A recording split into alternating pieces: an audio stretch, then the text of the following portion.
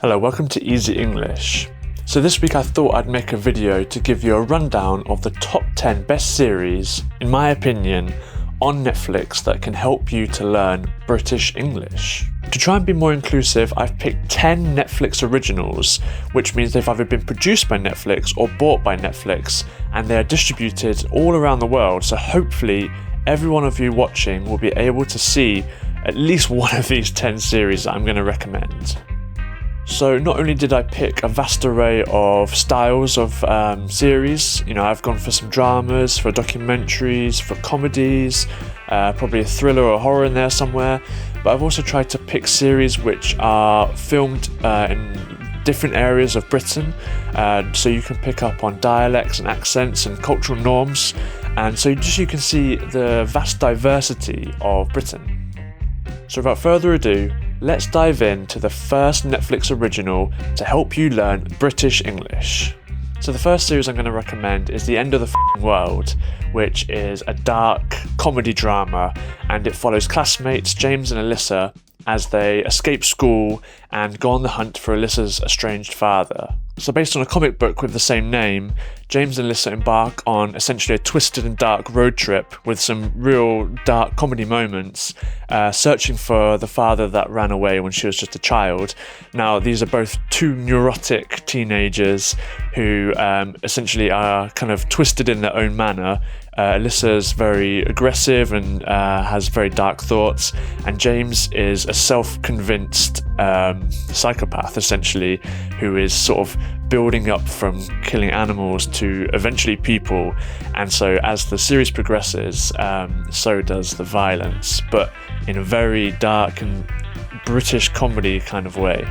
So the series is set in Surrey, which is in the south of England, just southwest of London. So you're going to hear lots of neutral, maybe RP sounding accents. However, Jessica Barden, who plays Alyssa, is from Yorkshire. So it's really interesting to listen to her accent in this series. It's very distinct.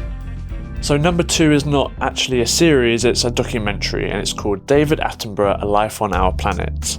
Now, Sir David Attenborough is a true British icon.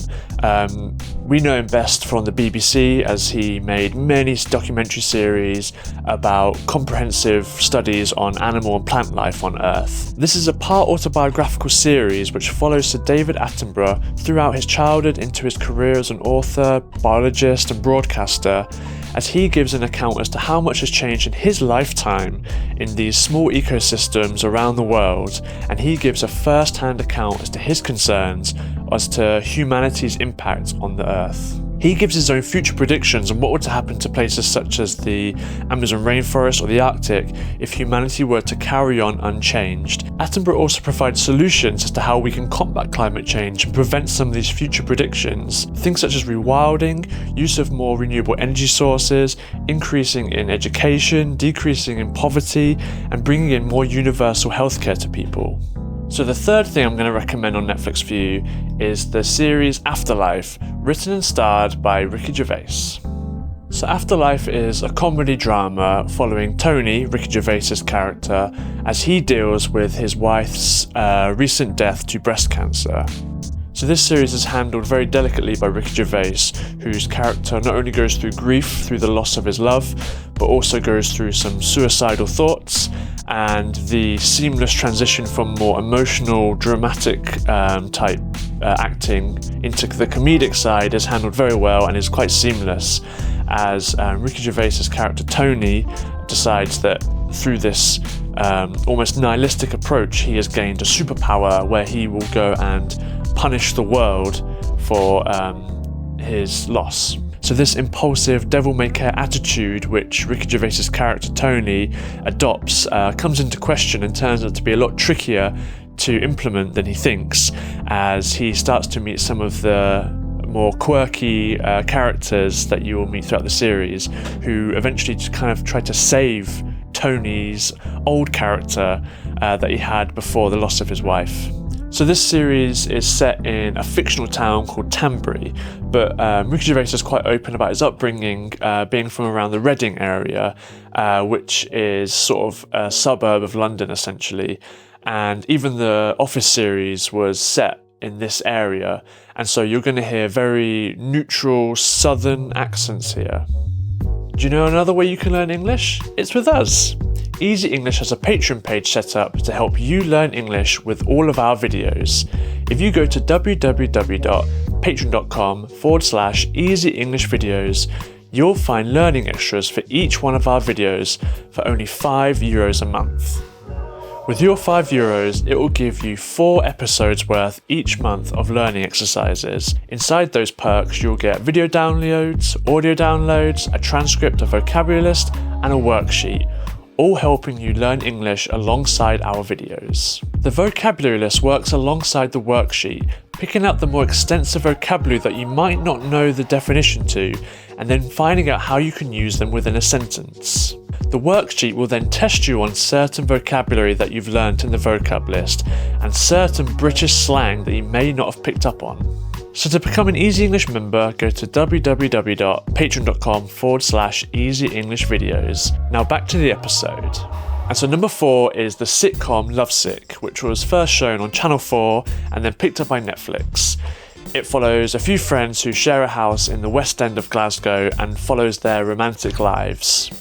The show sets out in sort of very individual episodes as Dylan, the main character, is diagnosed with chlamydia and must in each episode contact his previous sexual partners to inform them of his diagnosis. The series interchanges between these individual episodes where Dylan has flashbacks about his previous partners that he must go and visit and how their relationship developed and ultimately failed, but then the long overarching part of the series is his friendship and relationship with his housemates, Luke and Evie, who go through many tumultuous times together. But as the series is set in Glasgow, you'll see that many of Dylan's ex-partners have very distinctive Scottish accents. Okay, so the 5th series I'm going to recommend is the crime drama series Peaky Blinders. So set in Birmingham just at the end of the First World War, it follows the youth urban crime gang, the Peaky Blinders, which is loosely based on a gang of the same name, and their leader, Thomas Shelby. So this is the perfect series to pick up on this very distinctive Brummie accent, which is displayed amazingly by Cillian Murphy. And there are also London accents in this, you've got some Irish accents in this hugely stacked cast list, ranging from Cillian Murphy, like I said, Sam Neill, Paddy Considine, Helen McCrory, Tom Hardy, and Anya Taylor-Joy, just to name a few. So the 6th series I'm going to recommend is the anthology series Black Mirror, but specifically the first 2 series which were produced by Channel 4 before it got picked up by Netflix. So Black Mirror is a fantastic science fiction series which taps into our collective unease on the modern world. The standalone episodes are suspenseful, sharp and satirical and explore our collective techno-paranoia. The first 2 series alone have an amazing cast list, featuring people like Daniel Kaluuya, Domhnall Gleeson and Jodie Whittaker alone. So the next series I'm going to pick for you to watch to learn British English is The Crown. The Crown portrays the life of Queen Elizabeth II, starting from her wedding to Prince Philip, the Duke of Edinburgh in 1947, leading up until the 21st century. This is the best series to get a look into the British monarchy, the first season starting off with a declining British Empire and a forging relationship with legendary Prime Minister Sir Winston Churchill. This is the best opportunity you're going to get to look into the coveted world of power and privilege behind the locked doors of Buckingham Palace. This series also features some acting royalty, big hitters such as Claire Foy, Olivia Colman, Matt Smith, Helena Bonham Carter and Charles Dance. Next up on my list is the crime drama series set in the East End of London, Top Boy. Set in the summer house estate in the London borough of Hackney, Top Boy follows the relationship between drug kingpin Sully and Duchesne. Duchesne and Sully's characters are acted magnificently by the 2 rappers Ashley Walters, also known as Asher D from So Solid Crew fame, and Kane Robinson, also known as Kano, who was a pioneer in grime music. This series is going to give you a great insight into the multicultural London English or urban British English spoken throughout this series. This is a byproduct of immigration and is spoken by the working class and the multicultural sections of London. The next series I'm going to recommend is a documentary series for all the football fanatics called Sunderland Till I Die. This series encapsulates the culture and love of English football in our country, whilst at the same time showing the collapse and capitulation of Sunderland Football Club as they are relegated from the Premier League. This series is going to give you a great insight into the personalities behind football, but also the humbleness and positivity that you get from the fans who turn up every week to watch their team ultimately lose a lot of football games. This series gives you a great insight into the accent and dialect of the northeast of England, specifically Mackems, a dialect and people based in the Sunderland area.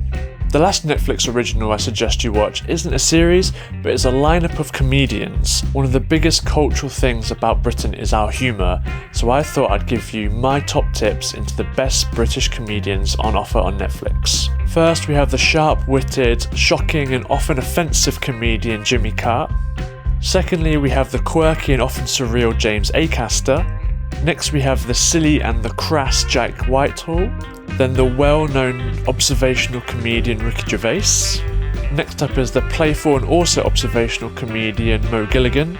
Last but not least is the flamboyant, political, crass, smart-thinking Russell Brand. So there you go, there's 10 recommendations of Netflix originals for you. Let me know if you've seen any of them already, or if you have any more recommendations on how to learn British English through Netflix. And we'll see you next week. Goodbye.